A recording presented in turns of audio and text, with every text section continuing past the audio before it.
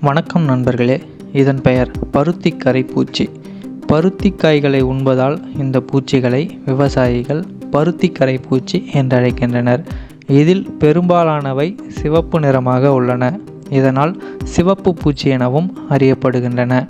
மரங்கள், அடர்ந்த வேர்பகுதி, இலைத்தழைகள் நிறைந்த பகுதிகளில் இந்த பருத்திக்கரை பூச்சிகள் அதிகம் காணப்படுகின்றன. இவை அனைத்துண்ணி இனமாகும். சில நேரங்களில் தன்னினத்தையே உண்ணக்கூடியவை இவைகள்.